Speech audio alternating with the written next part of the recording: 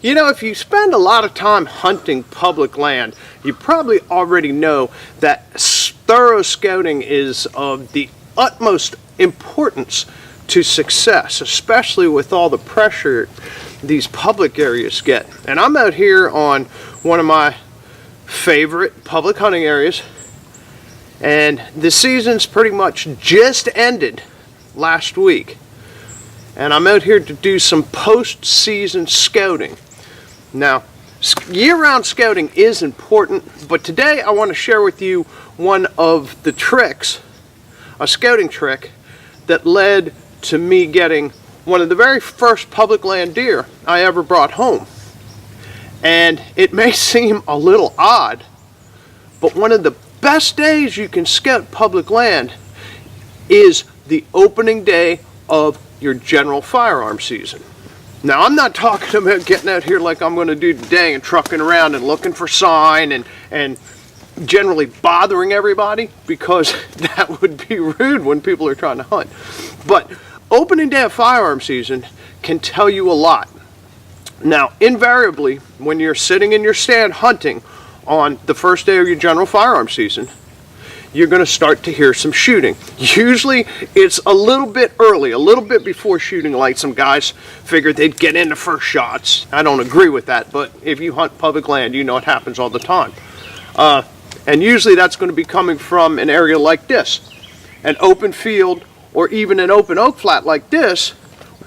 The hunters can see really well, as opposed to back in the woods where it stays darker longer. So you hear those shots, and then as you're sitting there, half an hour, 45 minutes later, you hear another barrage of shots back in the woods. Now, I'm not talking about boom, oh, I got one, yeah, over here and over there, boom, I got one, yeah, over here, over there. I'm talking about concentrated areas of gunfire where you hear 4 or 5 different people shooting at deer. Now, after you hear those first couple rounds, usually it'll be in an open area and then back in the woods, and 20 or 30 minutes later, you'll hear another concentrated area of gunfire going off, down even further through the woods. What you are actually hearing when that happens are the areas where the deer were right at legal light.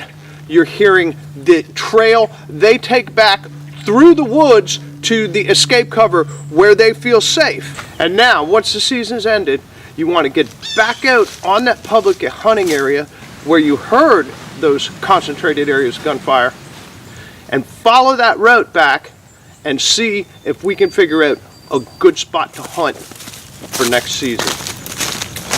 So the way I'm going to get started with scouting this opening day scenario is I came to the field here where I heard the gunfire at daybreak. I heard a couple guys shooting up on this field, and I started following it down from where I heard the gunfire down towards the woods in the direction of where I heard my second round of gunfire 35-40 minutes later. So that's the way those deer were heading, and I'm already seeing good track sign, even though this is postseason, in the snow here in that general direction. Now, invariably what these deer are doing when they get spooked like that, they're not taking little back trails and browse trails where they meander around and take their time browsing back to bed. They're taking the most direct route, their principal escape routes from danger, because they are spooked. And usually those are going to be wide open trails where they can move as quickly and as quietly away from the danger. And that's exactly what I found here. This huge trail heading back in the woods, and it's heading right down towards where I heard the second round of gunfire. So what I'm going to do now is I'm going to leave the field and start scouting slowly down in that direction to approximately where I heard the next group of guys open up that morning. Yeah, so as I follow that trail down off the field where I first heard shooting in the morning, it led me down onto this open oak flat where I heard the second round of shooting a half hour, 40 minutes later. It's a nice open area, and it's also littered with rubs Finding a lot of rubs along this trail. The trail is very easily followed, and I'm still finding some deer sign in here, tracks and droppings. It's not as much as it probably would have been before the season started, but it gives me a clue that deer are still using this route. But this is not exactly what I'm looking for. I see this trail here drops down into this gully behind me, and as you head down that gully, it's going straight in the direction of where I heard the late morning shooting around 9:15. So I'm going to continue down through this gully, following the deer trail, and see where that leads me. So as I'm heading down in, I'm finding a lot of heavy track along this trail, and I've got some scrapes here too, some old scrapes. All right.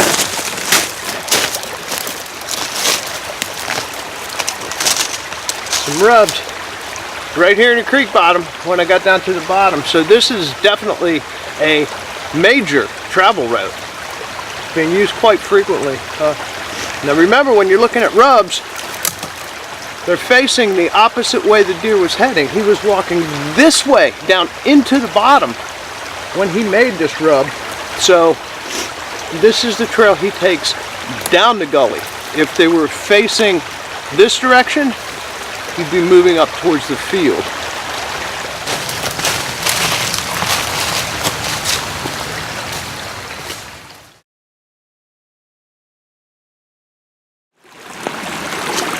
Okay, pretty far back in here now. 3/4 of a mile, maybe a mile. As it turns out, the gully did come right to where I heard that third round of gunfire on opening day. And if you look over in here, it gets pretty obvious why. It is thick, and it is nasty back in here. This is exactly the type of area deer want to get to when you have a lot of pressure coming into the woods. It's escape cover. We followed that trail down from the front fields, followed it down the gully, and then when it comes out here at the end of the gully, it heads right back into this thicket. You can see the trail heads right back into the thick stuff. They want to be in there for several reasons. It's hard to see them back in that stuff. Next to impossible to hunt. You can't get a clean shot at them in that. And in addition to that, there's a swamp about 100 yards over here, waist deep. Most guys won't come through that. And back behind me on the other side is private land that you can't access. So there's a lot of reasons those deer head for this area. Now, I took a deer off this exact area using these tactics. They do work. It was one of the first deer I ever got, actually, and I was bow hunting about 60, 70 yards down through the thicket. I found a little opening set up and got my deer. So they do work. The question isn't if the deer are using this route. We know they are. We heard the gunfire on opening day. We followed the sign. That's still here even after the season's closed down in here. The question isn't if we want to hunt here, it's where to set up along that route and when we should hunt it. This field here where we got started is probably not going to be your best bet. Yes, we did find sign here, and we did hear shooting here on opening day, but it's close to the road and there's not a lot of cover. Most of the deer that were using this area will have been bumped back into the timber before most of the hunters are even set up in their tree stands. So, how about the hilltop here that we first came to following the trail in? Looks like a great spot, and I almost wish I'd been back in here last fall. It looks like there's a lot of activity. You got a lot of rubs, acorns, full of white oaks in here. Yes, but during a pressure situation on a day when you have a lot of people in the woods, the older deer and the bucks are going to head through here to their escape cover well before first light. I may end up hunting this next year. The sign looks good, but when I'd want to hunt this would be a quiet evening during the hard pre-rut, early November, when I might catch a buck coming up early and staging in here, rubbing before he heads out to the field at dark to check the does. The obvious choice of location is right here, just before it gets too thick to hunt. Those deer, especially the older deer, are going to leave those front fields before it ever gets light. When you got guys coming in the woods an hour before dawn to set up, they're going to start making their way down into this escape cover before it ever gets light. If you're back in here, you've got a good chance of catching a older doe or a buck slipping back ahead of the rest of the herd, trying to get back in here just as it gets light. Now, when to hunt it?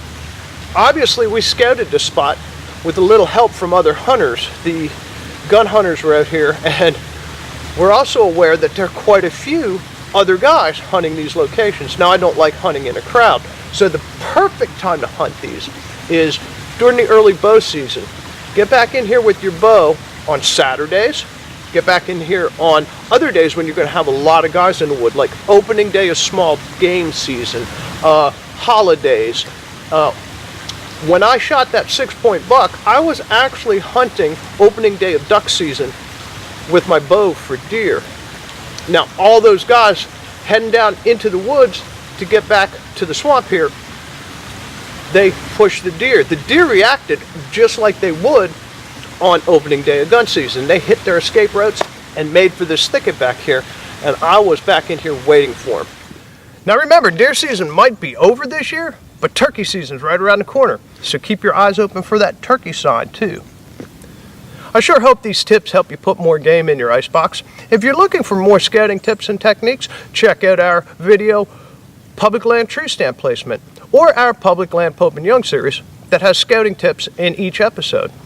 And don't overlook our videos on scouting for spring turkey. Hope you enjoyed this. Like, comment, and subscribe. And we hope to see you again real soon at CamoChairProductions.com.